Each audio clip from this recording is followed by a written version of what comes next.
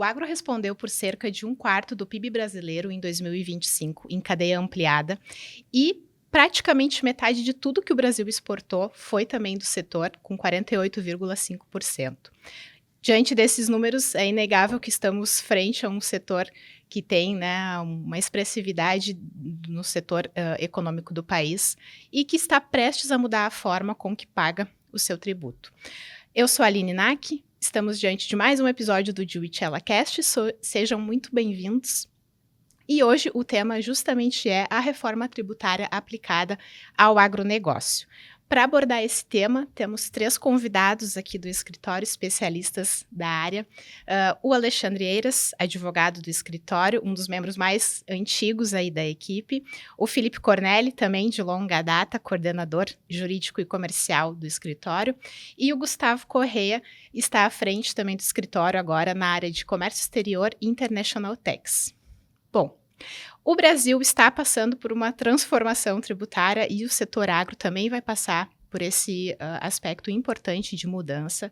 Estamos trocando aí 5 tributos sobre o consumo, ICMS, IPI, PIS, COFINS e IPI, para um sistema de IVA dual da CBS federal e o IBS estadual e dos municípios, mais o imposto seletivo. Isso tem impacto no agro também, especialmente para o produtor rural, pessoa física, que vai ter que passar a olhar para o tributo sobre o consumo de fato, tá? Então, vamos abordar isso no episódio de hoje, entre outros elementos e fatores importantes também, todas essas nuances e problemáticas envolvidas aí para o setor do agronegócio também, diante da reforma tributária. Também abordaremos um pouquinho sobre a questão dos prazos, que são importantes de serem verificados, porque a gente está diante de um momento de mudança em 2027, mas que já precisa ter um olhar agora em 2026, porque são realmente elementos importantes e decisivos para essa virada de chave aí no próximo ano. Bom, começando o nosso debate, então, saindo do meu monólogo aqui, é importante a gente situar um pouquinho como que é o cenário atual de tributação desse setor. E então, te peço, Alexandre, para explicar para nós um pouquinho o mapa aí desse contexto atual da tributação do agro atualmente. Sim, o agro, né, Aline, como você bem colocou, ele é o motor econômico do nosso país. Ele é um setor muito importante e, por isso, falando do ponto de vista de tributação, ele é um setor que tem muitos benefícios. E a razão é óbvia, se há uma contribuição importante para o nosso PIB, tem que ser um setor incentivado. Esse é o racional do legislador. E, atualmente, de uma forma, vamos falar de uma forma didática, assim, como se daria a tributação do produtor rural, pessoa física, por exemplo, e do setor. Vamos falar de antes da porteira, dentro da porteira e depois da porteira. Antes da porteira, nós temos um cenário ali de indústrias, de agroindústrias que fabricam fertilizantes, né? Nós temos uma alta formalidade e uma carga tributária mais elevada, talvez, em certos aspectos, por se tratarem de empresas grandes, de indústrias que fornecem esses insumos.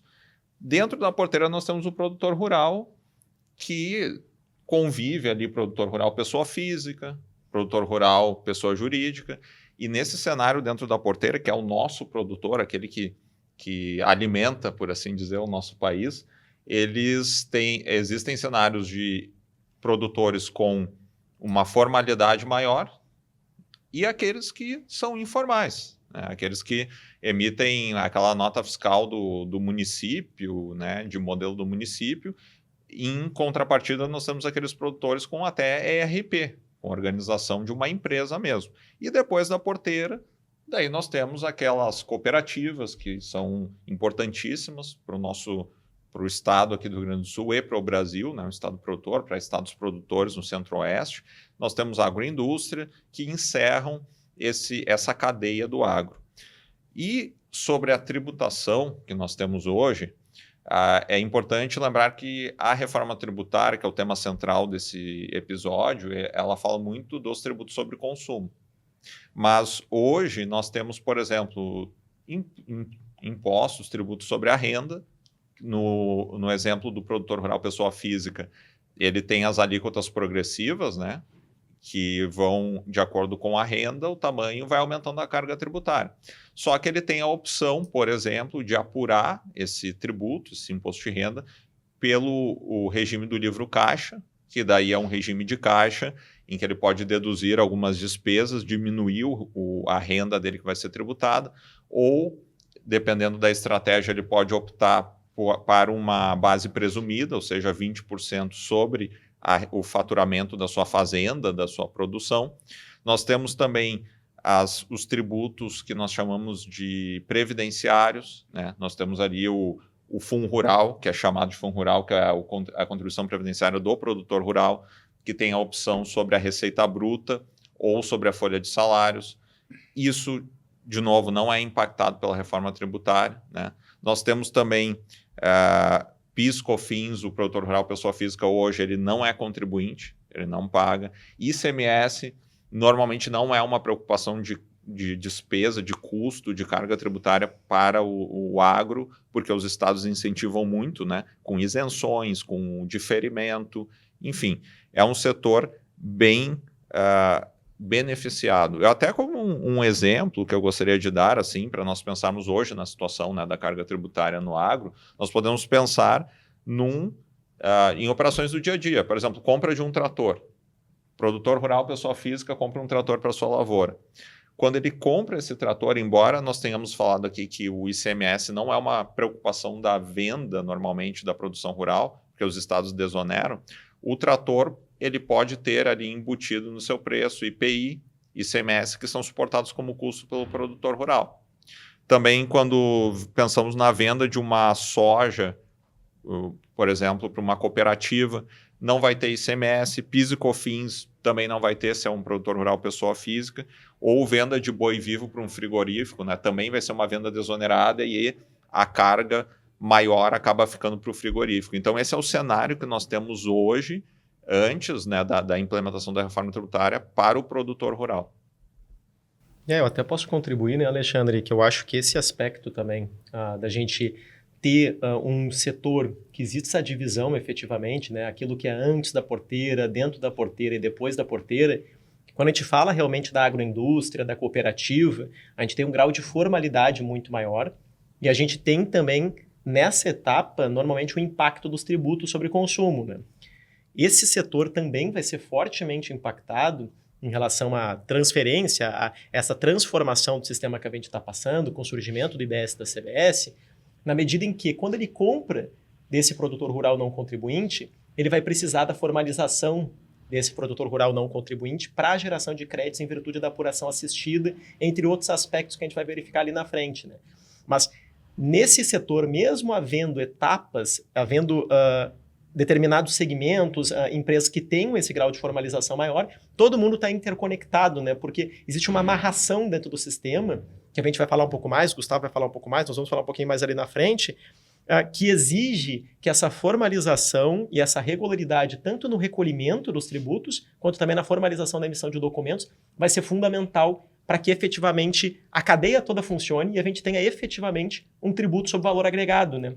Que no final do dia não vai gerar cumulatividade nessa cadeia, mas só acontece se tiver formalização e se tiver recolhimento desses tributos a partir desse novo cenário. Exatamente, que nem o Felipe comentou, se permite, Aline, as mudanças que nós estamos encarando afetam todos no campo, seja o produtor rural lá do campo mesmo que planta soja, seja o cooperativista, a cooperativa grande, seja a agroindústria, todos vão ser afetados, né? Ninguém vai escapar dessa questão de formalização, de adequação a obrigações acessórias, por exemplo, que o Felipe citou. Não, perfeito. E diante dessa mudança da tributação do consumo, assim, na prática, para vocês poderem elucidar para a gente, assim, o que entra, o que sai, como é que fica realmente isso de modo prático, assim, para quem está nos ouvindo também? Acho que eu posso responder essa, falando um pouquinho de como eu vejo ali o agronegócio no Brasil, né? Então, eu tive a oportunidade de conviver muito com o agronegócio. O meu pai era trader de soja, numa época que a gente nem sabia o que era trader, né? E a soja era uma coisa que estava surgindo ali a partir de 73, que o Rio Grande do Sul começou muito forte, depois o Mato Grosso, né? Claro que o Alexandre falou, né? A gente está falando de máquinas, está falando de soja, está falando de carne, está falando, enfim, né? E é um motor no Brasil. O que aconteceu? a gente tem, na minha visão, um tripé, né? Que é produto, né? Então, é soja, é milho, é trator, o que a gente está falando? É contribuinte, né? No mercado interno, mas o agronegócio é muito exportador, então é relevante isso, né? O produto e o destino. Na Constituição de 88, a gente delimitou uma série de novas regras, né? Então, o ICMS, né? As competências para tributar. E depois disso foi sendo construído um sistema muito complexo no Brasil, né? Cada estado com a sua nota de ICMS, tanto para não só para tributação, mas como que vai funcionar essa circulação de mercadorias, né? Dado fertilizante que vai para um determinado lugar, depois foram se estabelecendo, tentando se aprimorar essas regras, né? A tributação na transferência, quando 4%, enfim, fertilizantes, mas sempre num viés de desonerar a exportação, porque o agronegócio é muito exportador, né? Então, sempre num viés de desonerar a exportação. Só que esse sistema ficou muito complexo, muito robusto, né? Então ficou difícil operacionalizar. Por mais que a gente tenha uma matriz de desoneração, vamos dizer assim, ou de uma redução de carga tributária no agronegócio, o sistema é muito difícil de operar. E para outros segmentos ainda mais difícil também, né? Então, a lógica, quando se construiu a reforma tributária, que é uma discussão já de 30 anos, mas agora ela acelerou ali em 2023 e depois foi sendo aprimorada ali, complementar, e agora mais recentemente os regulamentos, a lógica foi de manter, não aumentar nem reduzir carga tributária, manter o nível de arrecadação. Só que vai haver uma redistribuição, né? Então, existe uma tendência da indústria ter eventualmente uma redução de carga tributária, serviços um aumento de carga tributária, mas uma lógica de que tu tem que analisar de forma numa cadeia produtiva ou numa cadeia de negócio, né? Então, tu não vai olhar isoladamente o produtor rural, tu vai olhar o fertilizante, o produtor da soja, para que ele vende, se é uma indústria, vai fazer biodiesel, se vai exportar direto. Então, a gente tem que analisar a cadeia como um todo, né?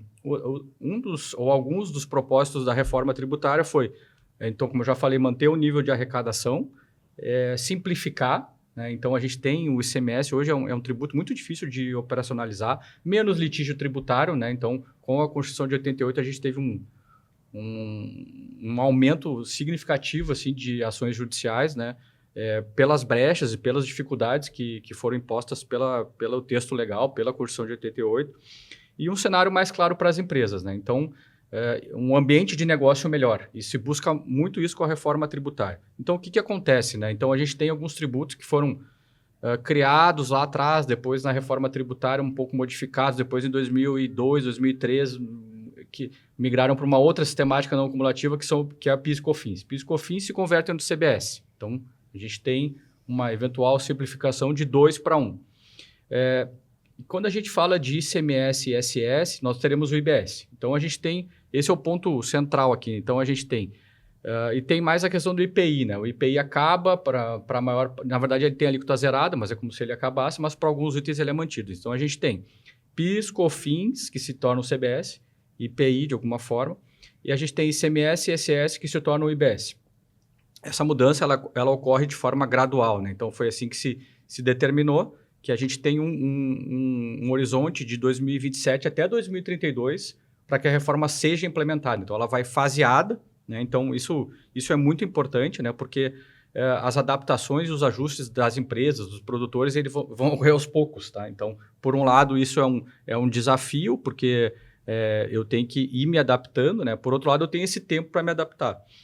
O que acontece, né? E qual é o ponto hoje? A gente tem ali uma série, o Alexandre falou, o Felipe também, né? Hoje no agronegócio, uma série de incentivos, créditos presumidos, né? Então, tem uma série de desonerações e isso vai ser convertido em outras coisas que vão surgir por aí. Quando a gente fala de água, desses tributos, ok, tá, eu tenho os tributos, eles têm uma hipótese de incidência, uma determinada situação, que vai mudar também, mas quais são as alíquotas, né? Quanto é que eu vou pagar? A gente ainda, né, não tem isso claro, né, hoje, na data de hoje, mas isso tem que vir. Se fala no mercado em 28, 26,5 é o teto, 28, né? Só que na prática ainda não está determinado, né? E existe um fluxo que foi determinado pelo legislador de como isso deve acontecer. Então, a arrecadação deve ser preservada, esse é um ponto, né? A gente tem uma estimativa do que deve ser de base de IBS-CBS, mas a gente tem algumas desonerações que foram trazidas, reduções, regimes, alíquota zero para a cesta básica, etc. Então, tem que ser feito um cálculo, esse cálculo vai para o TCU, Tribunal de Contas da União, que vai homologar, e o Senado vai fixar alíquotas de referência. as alíquotas de referência elas podem ou não ser adotadas por estados, municípios e pela União. Então, é um sistema que tende a ser simplificado, mas o momento que a gente vive é um momento ainda de algumas incertezas, é um momento ainda de que algumas coisas precisam ser publicadas, ser definidas, como a própria alíquota, que na verdade são 3 alíquotas, né? Então, o debate é interessante, né? E acho que tem algumas coisas que tem que acontecer ainda, mas a gente já pode ter alguma previsão, ou pelo menos os produtores têm que sentar e pensar como vai, entender e pensar como vai ficar o seu negócio de agora em diante. Até se o Gustavo me permite, esse ponto é fundamental, né? O agricultor, ele é um empresário, né? Um empresário do campo, e como toda empresa, ele tem que ter uma previsibilidade, ele tem que ter uma projeção, tem que ter um orçamento para o próximo ano, e essa indefinição das alíquotas, nós estamos em agosto de 2026, sabemos que 1º de janeiro de 2027 as alíquotas vão valer, a da CBS, né, vai valer, e depois, posteriormente, do IBS, a partir de 2029, né? Mas a grande questão é que nós não temos uma definição. A gente não sabe qual é o valor que as empresas têm que programar o orçamento do ano que vem. Então, isso é um grande problema. É um problema que exige ação, né? Exige uma tentativa de projeção, ainda que não tenha alíquota, para que o impacto, quando chegar 2027, seja o menor possível para o campo. Até porque, de todo modo, né, pessoal, vai ter que começar a operacionalização disso também e, por exemplo, o produtor vai ter que começar a emitir nota fiscal. Né? Então, acho que dependendo do tamanho e tudo, né, Felipe, tu pode também explorar um pouquinho esse ponto para nós, mas vai ter que operacionalizar isso, vai ter que emitir nota fiscal também e muda esse cenário um pouquinho também de contexto do que era o habitual. Né? Perfeito. E até voltando para a questão ali do produtor rural, né, também pegando um gancho que o Gustavo e o Alexandre comentaram, a gente vai ter uma diferenciação dentro da legislação em relação àquele que é o contribuinte e o que é não contribuinte quando é produtor rural.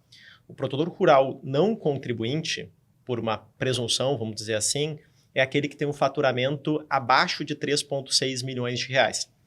Esse é o produtor rural não contribuinte, ou então também o produtor rural integrado, que é aquele da suinocultura, da avicultura e que tem a contrato de integração.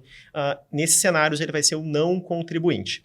Isso significa que ele pode deixar de emitir documento fiscal de forma alguma. Todos têm que emitir documentação fiscal, porque, até pegando um gancho um pouco que o Gustavo trouxe, né, todo o sistema ele funciona por uma amarração. Então, a partir do momento em que, eventualmente, não emitir um documento fiscal, ele não vai gerar crédito, seja presumido, seja o crédito regular pelo sistema, para quem adquire. Então, a documentação fiscal tem que ser emitida por todos, mesmo pelo não contribuinte. Aquele que excede 3,6 milhões, ele vai ser um produtor rural contribuinte, gerando para quem adquire crédito cheio. Já vou entrar um pouco mais no detalhe em relação a isso. Um ponto que é importante dentro desse cenário, né, é que aquele produtor rural não contribuinte vai gerar um crédito presumido.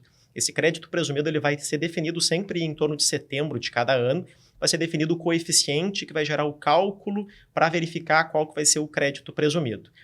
Esse coeficiente ele vai levar em consideração uma média dos últimos anos para tentar conseguir verificar quanto de gasto, quanto de insumo que teve esse produtor rural não contribuinte dentro daquele segmento, dentro daquela região, com alguns aspectos que vão ser definidos no ato conjunto do Ministério da Fazenda do Comitê Gestor do IBS. Acontece que dentro desse cenário, algumas compras do contribuinte, da agroindústria, por exemplo, da cooperativa, eles vão gerar crédito cheio e outras compras, crédito presumido. Para conseguir se manter essa neutralidade, a gente vai ter que conseguir, primeiro, ter a alíquota, efetivamente, do IBS e da CBS. Em segundo lugar, qual que é o coeficiente desse crédito presumido para conseguir, efetivamente, se comparar. Porque a agroindústria, a cooperativa, certamente vai avaliar qual que é o crédito que está sendo gerado de crédito presumido nessa operação. E se eu comprasse de um produtor rural contribuinte? Eventualmente, eu não teria um crédito maior? Não seria mais vantajoso para mim para comprar do contribuinte? E isso pode acarretar também, inclusive, definições por parte desse produtor rural, porque a definição dele ser não contribuinte ou contribuinte também é opcional. O não contribuinte pode optar para ser contribuinte. Então, ele pode fazer uma opção caso isso possa gerar uma vantagem para ele e para o cliente dele, assegurando que ele consiga manter os clientes, consiga manter o seu market share ou, inclusive, ampliar diante de um cenário em que ele gera um crédito maior e acaba sendo mais vantajoso para aquele que adquire. Então, a gente vai ter um cenário que tem essas distinções e que também exige uma atenção, inclusive, ao cronograma que a gente tem. O prazo para fazer a escolha pelo regime regular, por aquele produtor rural não contribuinte, vai de setembro até final de outubro. E, eventualmente, algum produtor pode dizer, mas eu não sei nem qual é que é a alíquota geral para eu conseguir tomar uma definição. Sim, de fato, existe essa situação que tem um descasamento, mas isso não impede que se façam já, de antemão, simulações, se projete cenários para que essa decisão seja tomada de uma forma inteligente, planejada, estratégica, para que quando começar o ano que vem, ele consiga manter os seus clientes, consiga manter a sua operação com a sua margem, enfim. O grande problema é que o produtor rural que tem um faturamento pequeno, um menor, um empresário do campo, como o Alexandre trouxe, mas que tem um faturamento menor, muitas vezes ele não está atento que ele tem que fazer essa escolha, não tá atento para fazer essas simulações, não tem, às vezes, apoio de um escritório de contabilidade que efetivamente tenha a robustez para conseguir fazer esses cálculos e simulações e auxiliar ele nessa tomada de decisão. Então, é um cenário que gera esse mal-estar no campo e que é importante, enfim, que esteja endereçado esse assunto até o final desse ano, até em setembro e outubro, para essa tomada de decisão também. A preparação aqui é a palavra da vez, né? A gente poder se antever sempre é o melhor dos mundos, né? E falando um pouquinho agora de regimes diferenciados também, se vocês puderem organizar um pouquinho para nós esse elo aí também, de como é que são as famílias, os tratamentos e que o produtor, a agroindústria, enfim, vai ter que olhar e observar a partir de agora também em termos de regime diferenciado. Bom, Aline, como nós falamos, o agro ele é muito beneficiado e essa lógica se mantém na reforma tributária. Então, o que ocorre? Nós temos um regime geral, onde o IBS e a CBS vão incidir a uma alíquota que não sabemos ainda, mas é uma alíquota aí estimada, quem sabe, até 28%. E existem alguns regimes diferenciados que esse custo tributário para o agricultor vai ser menor. E nós podemos dividir esses regimes diferenciados em algumas categorias. Por exemplo, alguns itens, como produtos agropecuários in natura, que foram extraídos ali direto do solo, da pesca e não tiveram nenhum tratamento, nenhuma industrialização, eles vão ter uma redução significativa do custo. Vai ter uma redução de 60%. Isso é muito relevante. Nós temos também outros itens, como insumos, né, agrícolas, fertilizantes, defensivos agrícolas, sementes, sêmen, touro reprodutor, todos esses também, eles estão listados no anexo, ali no anexo 9, né, da Lei Complementar 214, de 25, e eles vão ter uma tributação privilegiada, uma redução de 60%. E ainda nós temos alguns alimentos destinados ao consumo humano, por exemplo, como o mel, que também vai ter essa redução de 60%. Além disso, nós podemos falar de diferimento. Mas o que é, afinal, diferimento? Diferir ou diferimento é você postergar um tributo que seria incidente numa venda, você teria um custo de um imposto naquela venda e você está desonerando, tirando esse custo daquela etapa e jogando para frente. Então, o diferimento, o efeito prático é que não tem tributo em determinada operação abrangida pelo diferimento. E existem algumas hipóteses em que a lei prevê esse diferimento. Por exemplo, os itens ali alistados no anexo 9 da Lei Complementar 214, que são os insumos, vamos falar de fertilizantes, eles, de regra, têm uma redução de 60%. Mas em algumas situações específicas, não haverá nem essa tributação reduzida, haverá nada a pagar na venda, desde que seja uma venda de contribuinte do IBS da CBS para contribuinte, ou de contribuinte para um produtor rural não contribuinte e aquele produtor rural adquirente, ele utilize esse insumo na produção para uma venda para contribuinte do IBS da CBS. Então, são algumas hipóteses específicas que têm que ser analisadas que podem deixar ainda mais barato para o agricultor a sua operação. Nós temos também algum regime de alíquota zero, que nada mais é o efeito prático de não pagar tributo para aqueles itens que são da cesta básica nacional. E também nós podemos falar do crédito presumido, que já foi citado aqui pelo Gustavo, pelo Felipe. O crédito presumido, por que nós falamos em crédito presumido, né? Toda a lógica, Aline, da reforma tributária, os pais da reforma tributária, eles pensaram assim, no princípio da neutralidade fiscal. O que é neutralidade fiscal? É o princípio que diz que os tributos, os impostos, não poderiam influenciar na decisão de um empresário. Não poderia o empresário escolher colocar a empresa em determinado lugar, por exemplo, ou empreender em determinado segmento por causa do tributo. Então, os novos tributos, IBS, CBS, eles devem passar por toda a cadeia incólume, não afetar a empresa, o produtor, e chegar lá no final com a carga tributária repassada, esse custo para o consumidor final. Então, isso é a neutralidade fiscal. E, para garantir que isso ocorra, se criou um mecanismo de não cumulatividade, ou seja, a cada aquisição, cada insumo, cada semente, cada fertilizante que é tributado, eu poderia tomar crédito. Cada soja que é tributada, eu poderia tomar crédito do imposto que foi cobrado na etapa anterior. E isso me desonera, porque quando eu for vender e for tributado, eu posso abater esse custo que foi repassado para mim da etapa anterior.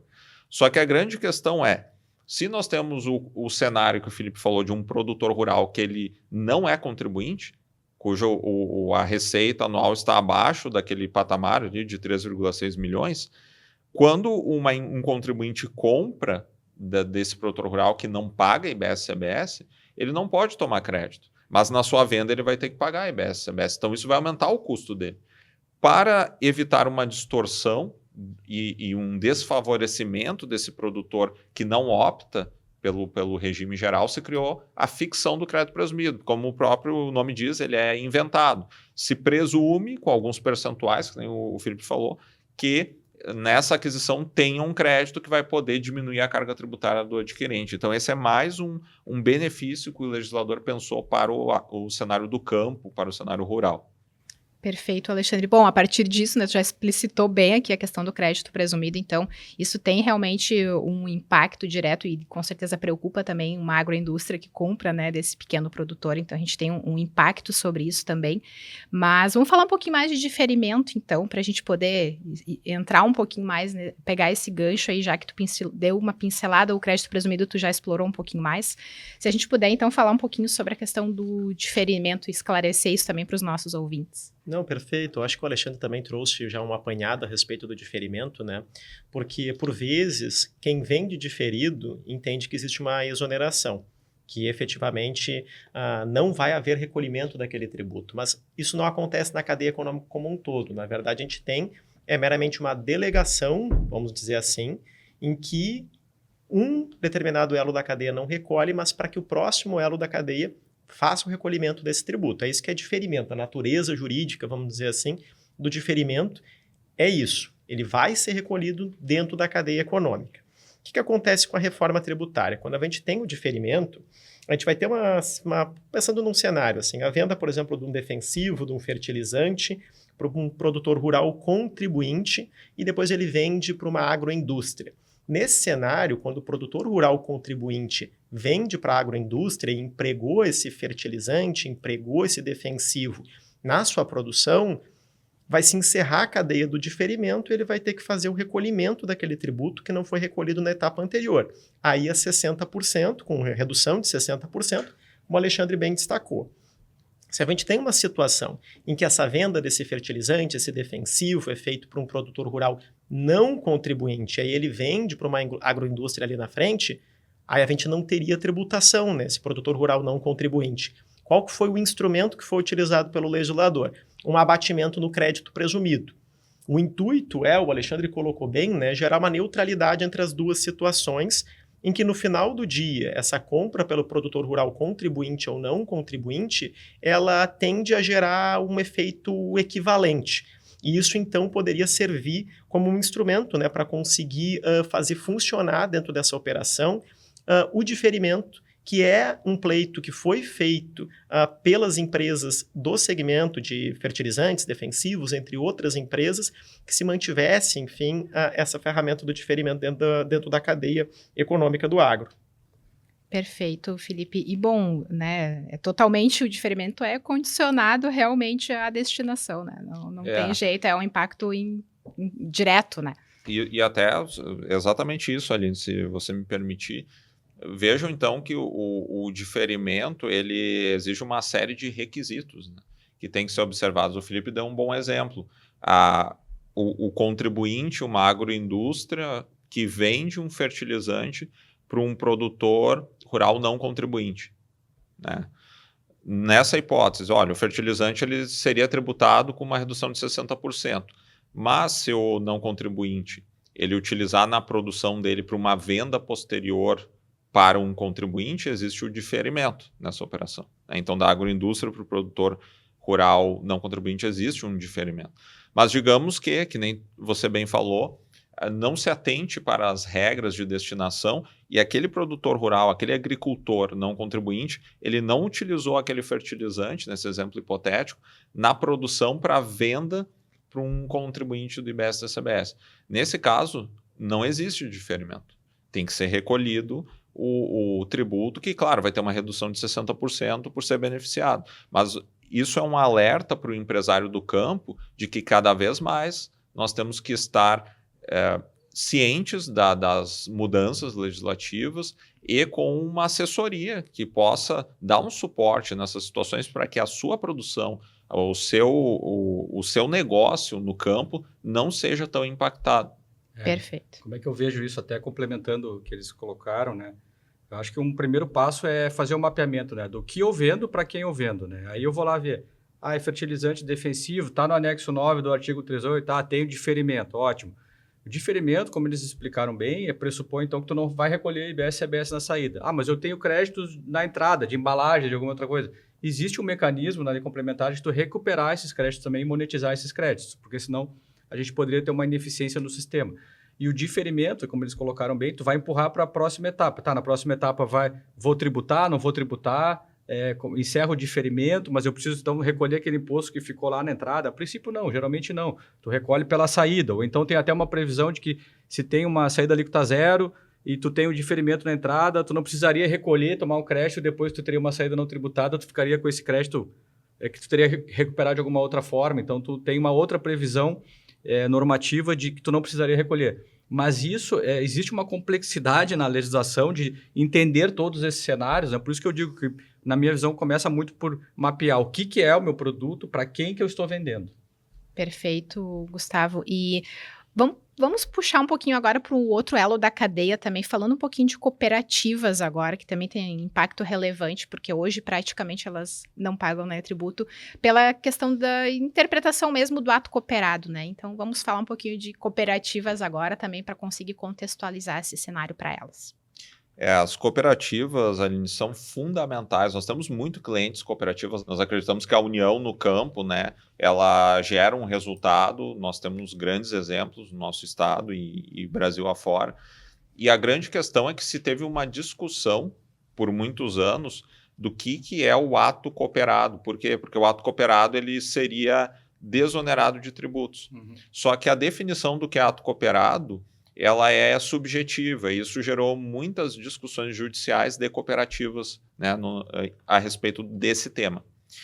O que a reforma tributária tenta fazer, e eu acho que a intenção é louvável, é simplificar a questão e trazer mais segurança jurídica. Então, ela tira o foco, a Lei Complementar 214 tira o foco do que é ato cooperado e estabelece um regime específico para cooperativas. É um regime opcional, e nesse regime, optando a cooperativa por esse regime, todos os fornecimentos de bens e serviços entre cooperados e cooperativa são tributados à alíquota zero.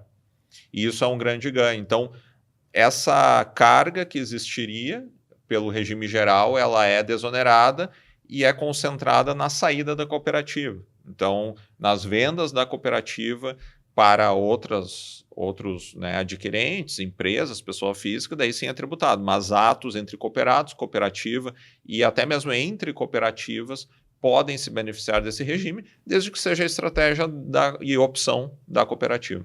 E existe algum rito para entrar nesse regime específico? Sim. Ou algum procedimento especial a respeito? Sim, existe um rito e é isso que a gente tem que prestar atenção, né? Então, o ato, como o Alexandre falou, o ato cooperado ele está preservado, né? Então, a gente tem uma regra objetiva de que não vai ter tributação e aí tem várias operações, né? Cooperado, para cooperativa para cooperado. Então, a gente tem um universo de operações aqui dentro, mas preservado com essa alíquota zero. O ponto é que ela precisa de uma opção formal, um requisito objetivo. Então, eu preciso ir me manifestar, eu não posso simplesmente fazer isso, né? Então, essa manifestação vai existir ainda via um formulário que vai ser emitido via ato conjunto da Receita Federal e do Comitê Gestor do IBS. Então, vai existir uma forma de eu fazer essa opção e existe uma janela, né? A janela é 1º de setembro a 31 de outubro.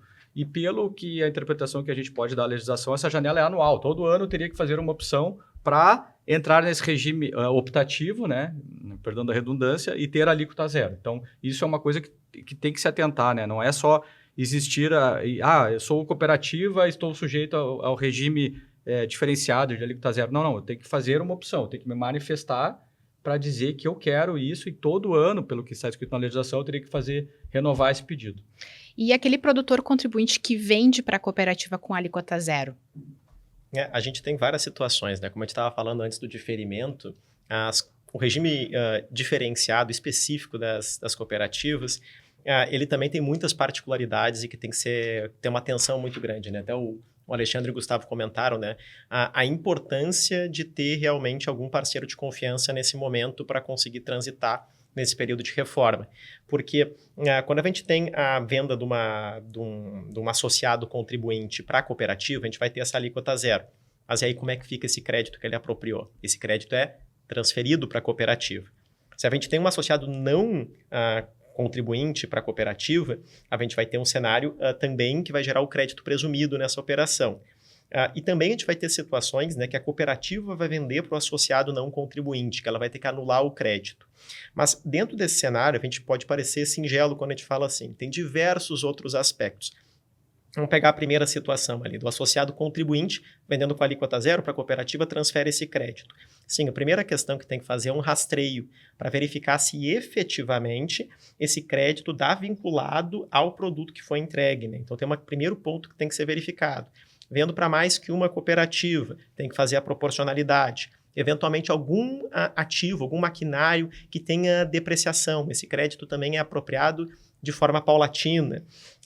É apropriado sempre, é transferido esse crédito ao final do período de apuração. Enfim, tem diversas particularidades que têm que ser observadas com calma para conseguir assegurar efetivamente um rastreio desses itens que vão gerar a transferência do crédito. Porque a gente não pode ter simplesmente, por exemplo, o associado contribuinte adquiriu diversos insumos, só que esses insumos foram empregados em atividades distintas, que não foram empregados diretamente naquele produto que foi vendido para a cooperativa, que foi operacionalizado pela cooperativa.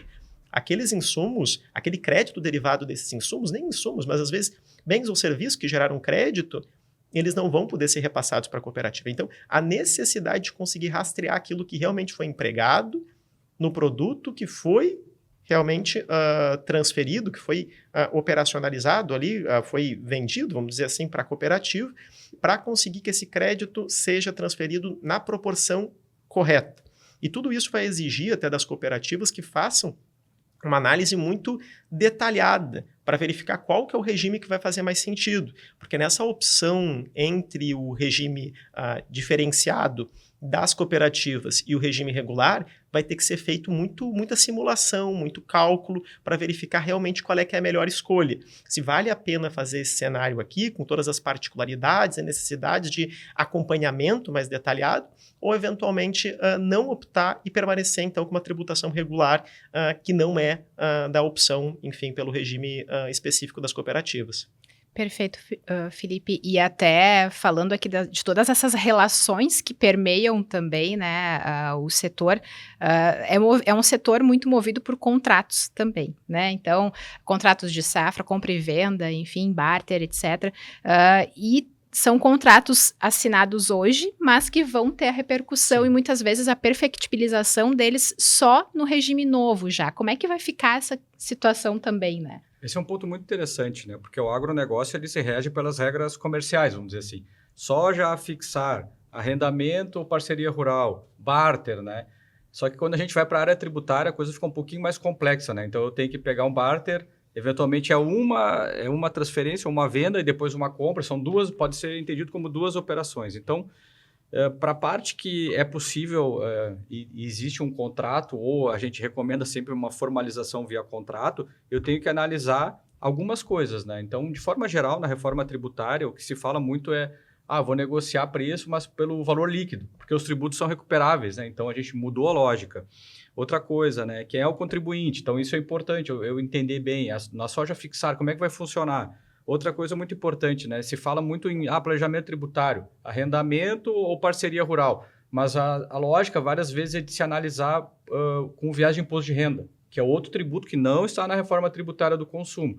Agora, arrendamento tem uma tributação de IBS-CBS com uma redução de 70%, fica uma alíquota de 30%. Então, eu tenho que analisar algumas coisas e a recomendação sempre é que se formalize, né? Então, ter cláusulas, né, de preço bruto, preço líquido, o barter, né, como é que eu vou formalizar, se existe, avaliar também se existe uma outra forma de precificação agora que eu tenha que considerar no próprio barter. Então, tem uma série de coisas que da prática do agronegócio que vão alterar, podem ter alteração de carga tributária, né? Claro, a gente já viu, depende muito do que eu estou vendendo, para quem eu estou vendendo. Se é soja, teria tributação, mas não vai ter. Mas essas outras relações que não estão vinculadas à venda específica do produto, mas, como eu falei aqui, o arrendamento, a parceria rural, a troca, né? Elas precisam ter uma atenção especial, precisa se pensar como é que se eu vou ter um contrato, como é que eu vou redigir esse contrato para que todas as situações estejam previstas.